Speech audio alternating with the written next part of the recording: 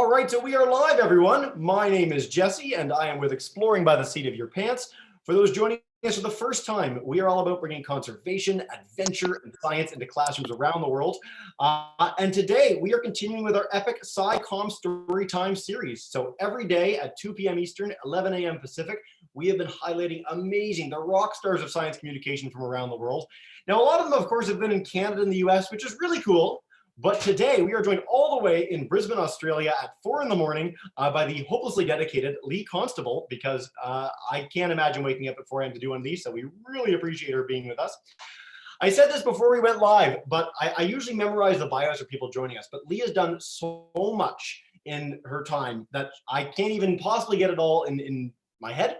So she is a science TV presenter. She is an Australian national science TV show runner with Scope. She has a brand new YouTube channel. She was part of the largest all-female expedition to Antarctica in 2018.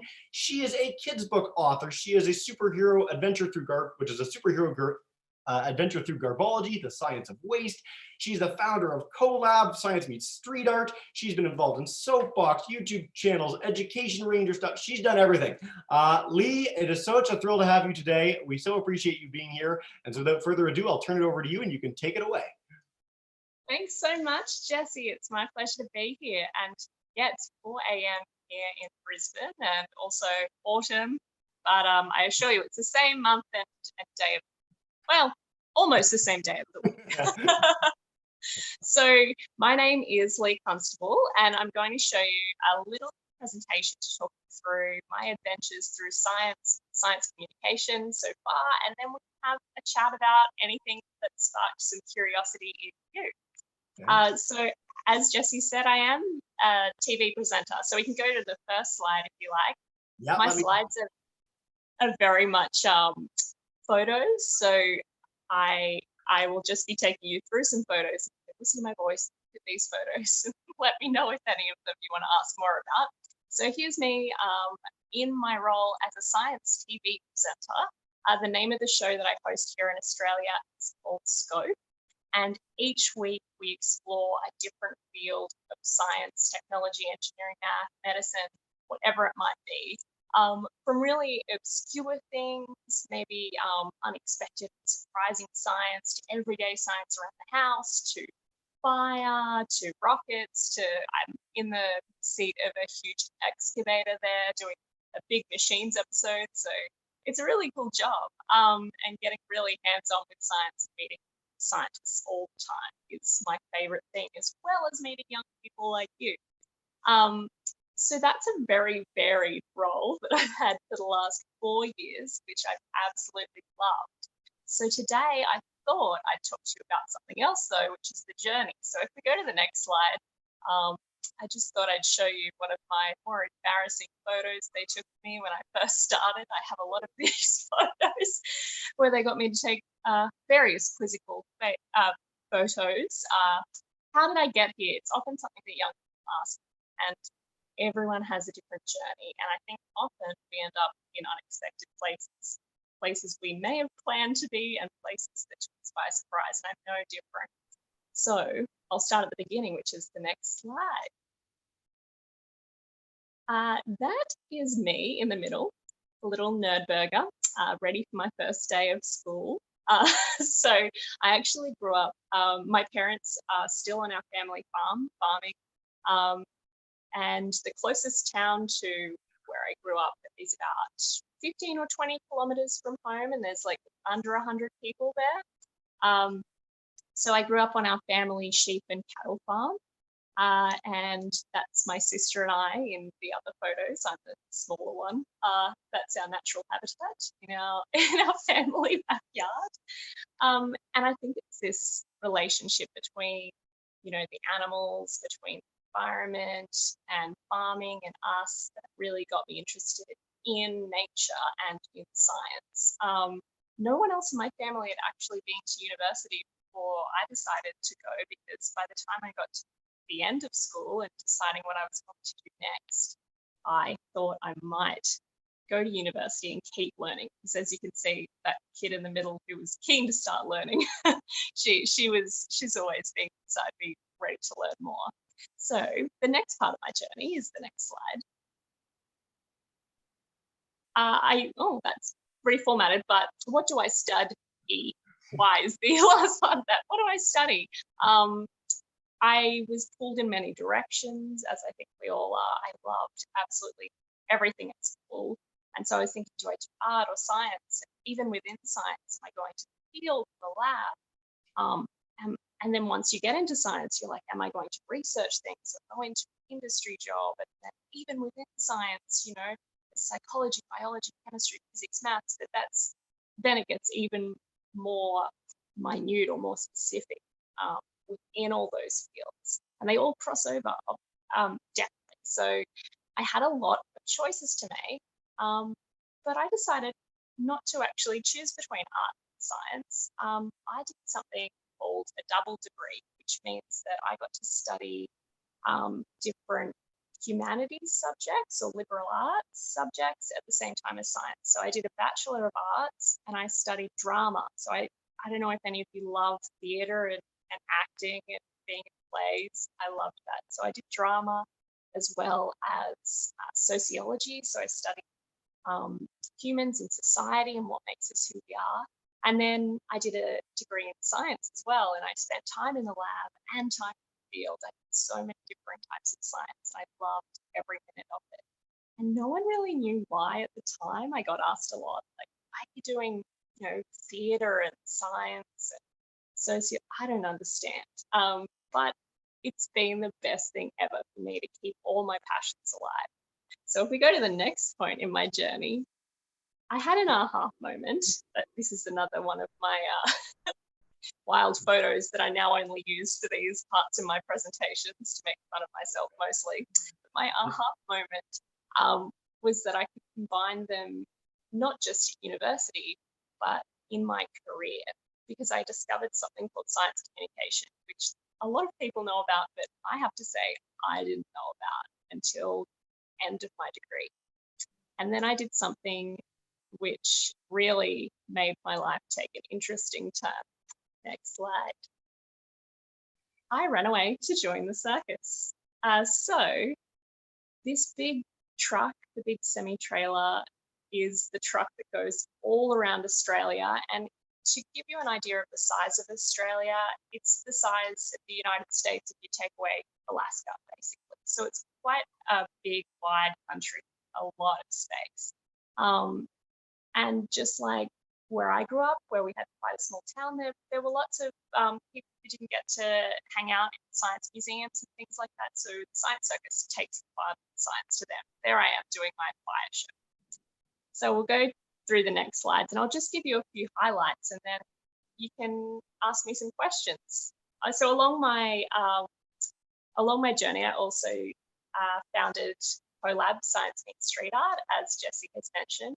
And so this is something where I again wanted to bring art and science together. I introduced young scientists to young street artists or local street artists, and then they collaborated. They had chats where the scientists would tell them about their research and the artist would come up with ways to represent that through their own different styles. And then the public could come and watch that street art take shape, learn about the science. And some of these pictures are of the scientists and the street artist. And one thing I love is that, you know, I'm not really sure which one's which. And I think that goes to show that you never know. Anyone could be a scientist, anyone could be a street artist.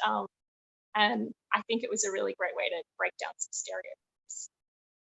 And our next slide is another one of my projects. Well, many of my projects. I've done lots of different volunteering and jobs, research projects, plays. Soapbox is a podcast and radio show I started. I do my own art projects just for fun, like making stencil art, like Jelly Bro. And I think it's been really fun to keep lots of different hobbies alive at different times. And I'll show you a couple more of the projects that I've done, and then so if we go to our next slide,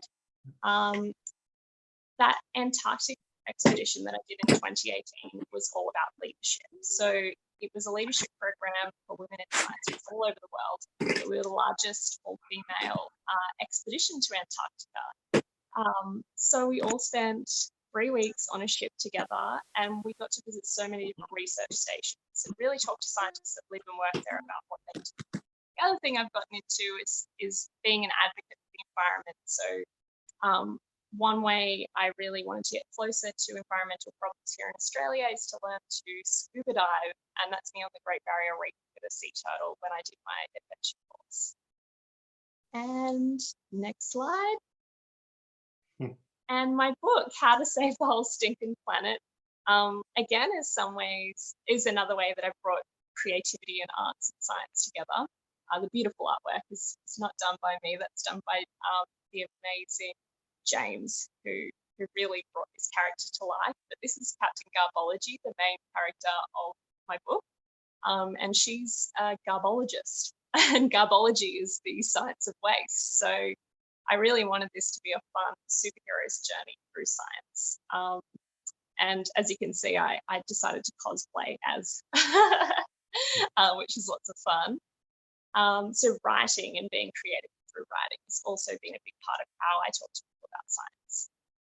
And I just wanted to show you all, just to introduce ourselves, maybe later you can use these names if you like, one of the activities from the book. So the next slide is from one of the pages in the book when I'm getting to know everyone. So if you take the first letter of your first name and find it on here, you find the first half of your waste warrior name. So for me, because I'm Lee, I'm the mysterious. So have a look at that and keep it in mind. And we will come back to this. So we'll go to the next slide, and you've got to find the month you were born, and you combine them together. So because I was born in July, I'm ew, as you can see. There are lots of fun words there. So if we go to the next slide, we can bring them together.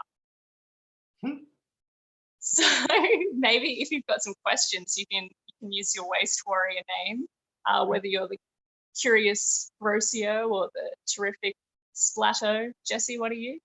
I am the curious Disgusto. Oh, Beautiful. beautiful. Yeah, it is beautiful. They're all beautiful, beautiful waste warrior names. So this is just one of the activities that we do at the start of the book that I thought I'd bring you all into. So the next slide I've got here is pretty much wrapping it up. What do I actually do? I wear many different hats on many different days, and I think we all do. But it's really bringing together all the different parts of my brain and all of the different things that make me who I am. And if we go to the next slide, I just wanted to wrap up by asking you all to ask me some questions, because I'd love to hear about who you are and what you're into and what sparks some curiosity. Thanks. Fantastic. Well, thank you so much, Lee, for an awesome presentation. And yeah, we'll put it back on the two of us. So yes, for people tuning in on YouTube, if you guys want to let me know where you're joining from and type in questions, I'll take as many as we can. For people joining live, so Chris or Mr. Stevens, I'm going to come to you if you have questions from your students. Fantastic. For our other two teachers, Miss Barajas and Miss Pospisil, if you guys students have questions, just do the hand up feature on Zoom, and I'll come to you guys and ask directly. But let's start with a question from Emily Calandrelli, who set this all up, and she's joining in on YouTube. She wants to know, what is your favorite adventure you've ever had through the show? And her name is the Great Revoltron, by the way. Oh, thank you, Great Revoltron. My favorite adventure, that's really hard to choose, but I think the highlight would definitely be getting to go to Antarctica, and it wasn't just because of being face to face with this amazing landscape, but it was also because of the people you meet there at the research stations, meeting scientists and actually hearing about their daily lives in this remote place and how they work together as a community, not just doing the science, but also cleaning the toilets and also doing different chores and helping each other out. And the number of different people with different skills other than science come together to make a community and help each other out from lots of different countries. That was definitely the highlight. Fantastic. For people at home too, Antarctica is this it's like another planet here on Earth. And so can everyone go to Antarctica? Can people have the sort of experience you had, or is there a way for people at home if they wanted to get there? Could they do that?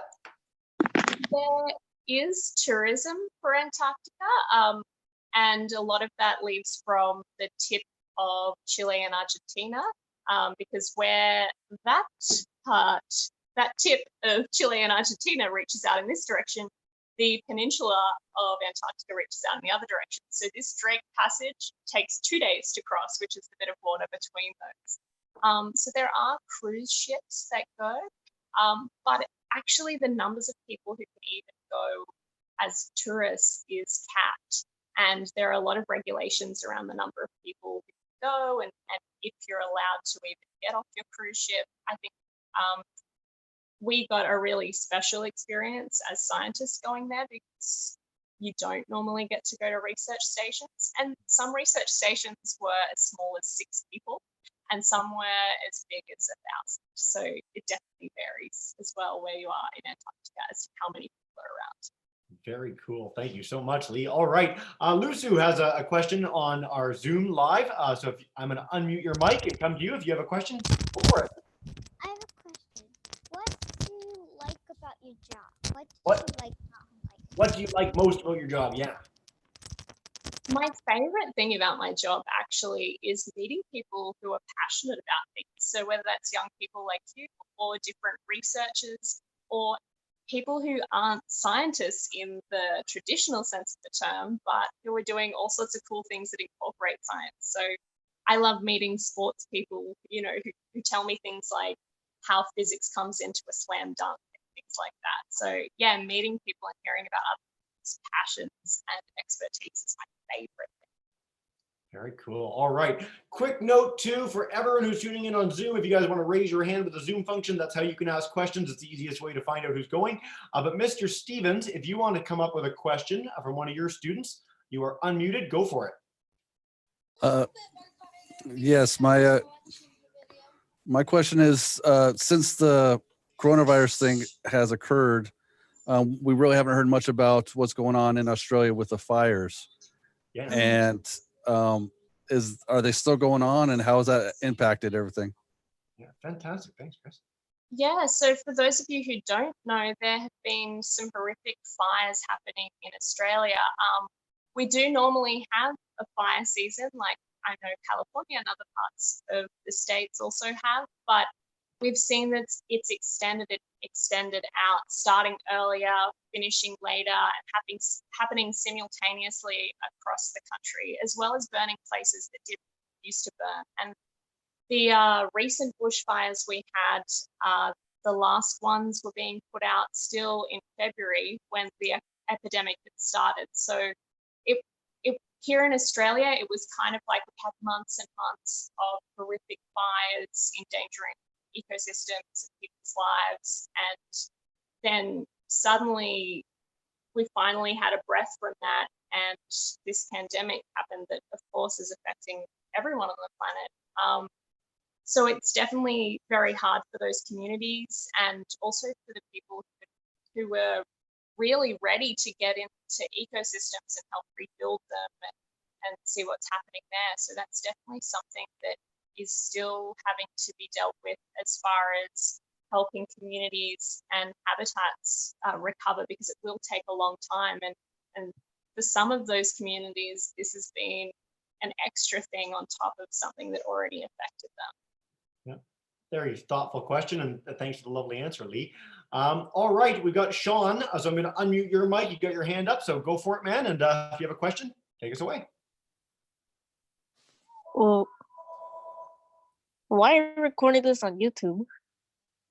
Because we want to make sure people can watch in at home. We've got people tuning in on YouTube to check in on us. Yeah. Yes, it's very meta. Do you have a question for Lee, though?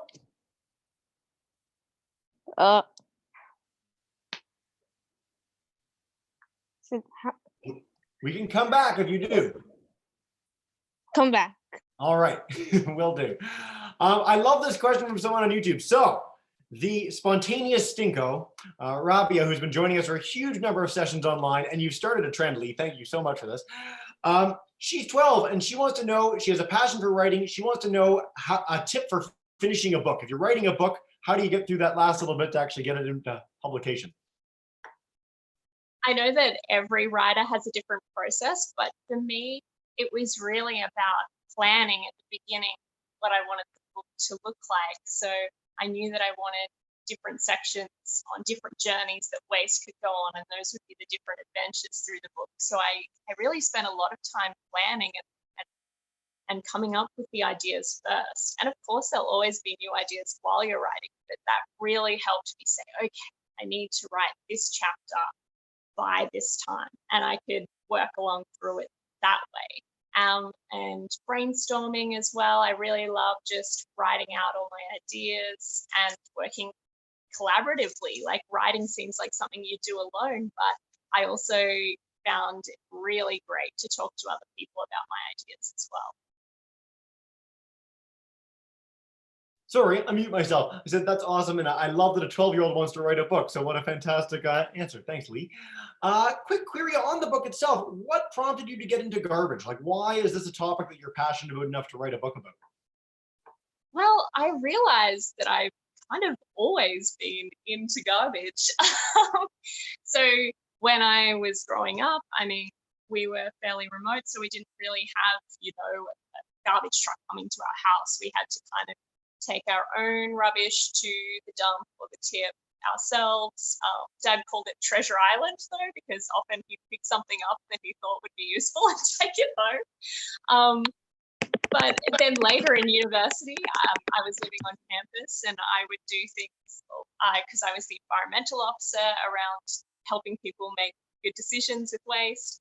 And after I finished with the science circus and was looking for a job, I ended up working in waste and recycling communications. I actually took young people on tours around the landfill or the dump and also around the recycling sorting facility. So it gave me a great opportunity to talk about where all our waste goes, because we often just like put it in the bin and forget about it.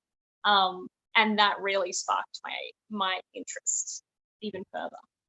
Now, sorry, just a quick follow-up. Is that something that people can do wherever they are? Like in Canada and the States, have you heard of being able to tour waste processing facilities? Because it's a very cool thing. And I had the opportunity to do it as a science communicator too, but for the public, I don't know if that's available. I think it should be in different areas. So if you get in touch with your, I'm not sure whether it's your like local mayor or whoever does your local waste disposal, like whether it's your state government or something like that, have a look around, because there are a lot of community programs where you can go and see where your waste goes, and it's actually really fascinating, if a little stinky. Awesome. All right. We've got 3 questions on Zoom here, so I'm going to come to you guys in 2 seconds. Quick note again for people on YouTube, if you want to type in questions too, we're taking questions from anywhere. If anyone wants to run down the street and flag me down, I'll also take questions from strangers. But let's go to Rain. If you have a question, it should be demuted, and go for it. Where did you find the opportunities to do the things you've done? Awesome. That's a really good question, because often, everyone's like, oh, I did this and that and the other, and I'm guilty of that as well. And you're like, oh, okay, now. And I think for me, it's often come from having a go at things, even if there's not a clear opportunity to do them. So sometimes I'd be volunteering in things that there might not be a job in, but I'd volunteer with like a sustainability organization to help them do things and learn that way. Or I would get some part-time jobs and ask people who are already doing things that I'm interested in, how they got into it, or whether I can help out. That's often a really good way to get into things. When it comes to TV, a lot of people are already making YouTube channels. Actually, I just started my brand new YouTube channel, so I'm a complete YouTube noob, but I've got my own brand new channel, and I know other people who have started their own podcasts or their own YouTube channels and really spun out from there at getting opportunities that are related to the things they're already passionate about. Fantastic. What is your YouTube channel for people discovering you through this? How can we get them to you? If you look up my name, Lee Constable, it'll come up. My handle on social media is Constable, so CONSTABABBLE, which is kind of like my last name. So you should find me through Lee Constable or Constable on any social media. All right, let's head back to Mr. Stevens. If you guys have another question from that class, go for it. Yes. So I have a lot of students, when I ask them what they want to do when they grow up, and a lot of them say, I want to be a YouTuber. And while I don't want to discourage that, what type of, is there a job in being a YouTuber? Is that a serious profession? I think we're seeing that it definitely is a profession, but I think when you look at the people who are successful on YouTube, it's definitely a snowball effect. And obviously I'm not a YouTuber, so I can't speak to that, but I would say it's very competitive, and you have to be going into it because you're passionate about it, not because you expect to make big bucks tomorrow, because even the very popular people on YouTube often have jobs and other ways of making money as well. But one of the things I do notice about successful YouTubers is that they're not just a YouTuber, they've got passions, they're doing it for a reason. My favorite people on YouTube are, woodworkers or science communicators or nature enthusiasts. They've got a passion, and YouTube's just their platform for sharing it. I have no idea what will happen with social media. None of us do. Maybe YouTube's here to stay forever, or maybe it'll be something else. But I think being adaptable, and if you are into YouTube, that says to me that you just really want to be a communicator and want to connect with people. For me, that was through theatre, but I think it's about being adaptable and realizing that doing that could take many forms, and YouTube might just be one of them. Fantastic. I also love that you've highlighted theater as well. And this is something that I like to encourage for all students tuning in at home. Theater people consistently, the skills that you gain through theater really translate well to a whole other host of elements in your life, and make you a better science communicator or a woodworker or whatever that may be. So if you get a chance to do arts in school, it's a hugely beneficial thing, as Lee's whole story has been highlighting. All right, I'm going to take a quick question from YouTube, and then we'll take some from Zoom. So Ariel wants to know, how many places have you gone to research or to learn about or to share with people? If you can try and tally that number.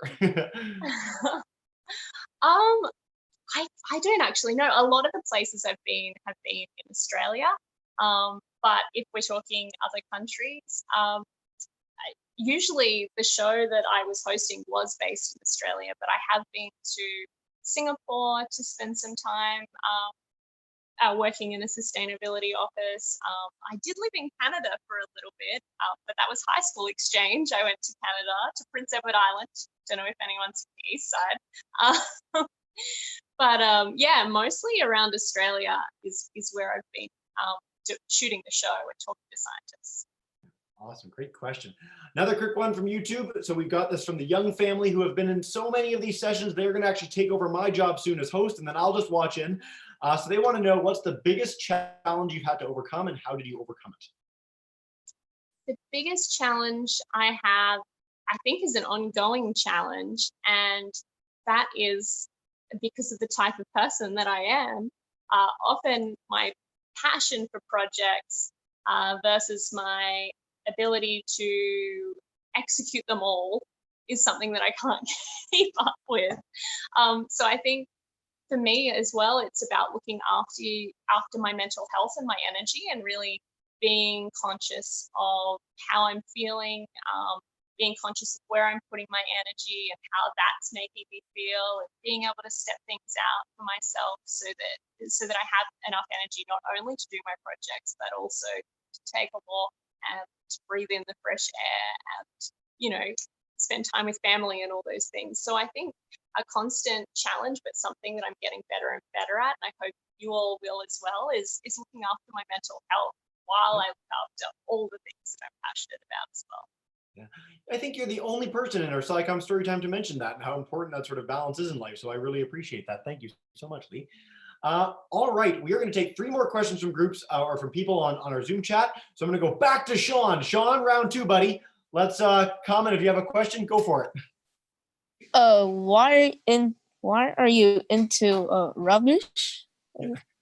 Well, actually, when I wrote How to Save the Whole Stinking Planet, like, it's a big title, but thinking about our rubbish or waste is only one thing you can do if you want to do something to save the planet. There are many things. The reason why I decided to focus on garbology, garbage science, is because that's a responsibility I think we all have, no matter how young or old we are, and no matter what our lives looks like, we all each day, without even thinking about it, have something in our hand and make a decision about throwing it away. And I don't know if you remember the first time you were given the huge responsibility of throwing something in the bin, but I guess you don't, because a lot of us, even like little toddlers chuck stuff in the bin. So yeah, I think that's why I love waste, because it is something that we can all think about. Fantastic. And this book you can buy this book online on Amazon, or how would people want to get this if they could? Well, currently it's only been available in stores in Australia, New Zealand, and maybe Papua New Guinea, but I have been told from people in Canada that they've bought it on Amazon. So if you look online for how to save the whole stinking planet, you should be able to hopefully find online where to get that. A lot of the facts are related to Australia, but I think the overall science is universal. Listen, the truck that you showed that you drove across Australian is the most awesome thing I've ever seen in science communication. So if the book is half as cool as that truck, I think people are in for a treat learning about these local things. All right, 2 more questions. I'm going to go to Ainsley first. If you guys you want to come up with a question, you're unmuted. Go for it. What degree in college do you have to get for that? Job, yeah. Yeah, well, I think it's important to note that people who are doing science TV and any type of TV actually often come from lots of different backgrounds, and I don't think I've heard one pathway into what I do. For me, I have a Bachelor of Science, and I think a lot of people who work in science do have that. And that's not the only way to get into science either, I should say, because there are loads of people in other careers that are also working in science. Yeah, so some of the people I know in this sort of field have come from doing film and media studies, journalism. There are so many different ways to get into things. So yeah. Fantastic. That's been the biggest message of the whole SciComm Storytime series, is that people have come from hip hop backgrounds, from makeup backgrounds, from all forms of science. Kenan the other day failed college twice and then is now working towards a PhD in Chicago. So, I mean, there's so many great stories out there. Do check out the rest of the series. I really encourage you to do that. And Lee's story is a testament to that. I love the fact that you sort of tone down the number of things you do for your mental health, and you still do more than absolutely everyone else we've had on. I don't do them all at the same time, though. Sure. Well, it's awesome, and I really appreciate that really diverse story. All right, Nicholas, we're going to wrap up with you, man. So I'm going to unmute your mic. If you want to have one last question, go for it. Have you ever been to the Aquarius base? Oh, Aquarius base. Do you know what this is?